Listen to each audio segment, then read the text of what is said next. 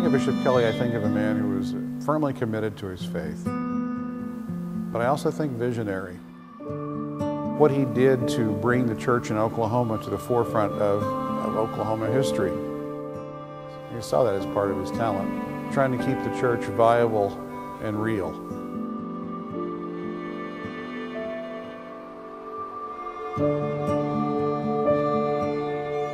Bishop Kelley saw firsthand that the rural church in America was suffering, that they needed help financially, with clergy, with facilities. He started the Catholic Church Extension Society, which basically dealt with bringing the faith to the rural areas of America, especially in missionary areas like Oklahoma. He had railroad cars that would go to different towns so people could celebrate Mass. They would literally open up the back of the railroad car and have people celebrate the liturgy right there. Extension gave a great deal of money and time and effort in establishing a church in Oklahoma, so he knew the area pretty well when he became bishop here in 1924.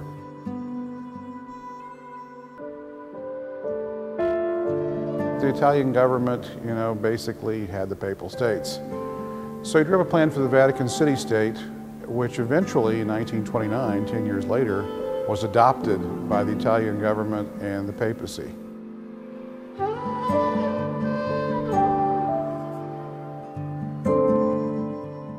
He wrote 17 books. He was also a literary figure.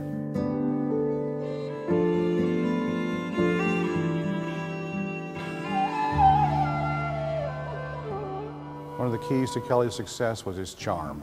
He was the kind of person that people liked to be around. Part of Kelley's job, as he saw it, was to show people there was nothing to fear from the Catholic faith in a very anti-Catholic area.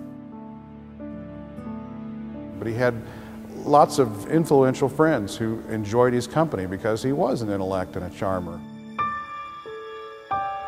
He also was a good friend of Governor Alfalfa Bill Murray. He gave an address at the University of Oklahoma about what a university should be. Murray was so impressed by what he had to say is that when he started the Oklahoma Board of Regents for Higher Education, Kelley was one of the first people he asked to help him form that. Having a Catholic bishop and a Protestant governor be friends, not only friends but a confidant in helping him establish higher education on a much more advanced level is nothing short of amazing for the time period. But that was Bishop Kelley. He was nothing short of amazing. As oftentimes happens with history, names just become meaningless. It's really astounding when you start digging into archives and putting out the word about what you might find. We found, oddly enough, it was in the garage of the Archbishop's residence, the crozier that belonged to Bishop Kelley when he was consecrated a bishop in Chicago in 1924. We have the original vestments he wore at his consecration. We found things like a gremiale, which I didn't even know what it was until I did some research on it, which is something that the bishop puts on his lap. Buskins, which are liturgical shoes, even same color as liturgical vestments. We keep unearthing these wonderful things, and all those things kind of give us an insight into his character and his ability to see things others can't. I think that's what people need to understand about Bishop Kelley in this exhibit. We're trying to have people understand the brilliance of the man. The intellect was extraordinary. Francis Clement Kelley was a guiding light in many ways for the church during the most difficult times in our history, the extreme persecutions that we suffered in the 1920s as a church, and his ability to show that Catholicism was not to be feared.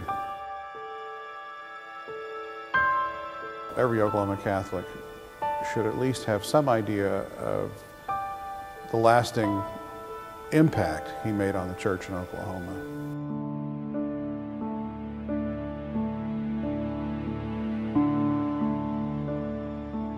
His wisdom, his insight, his vision allowed us to become what we are now.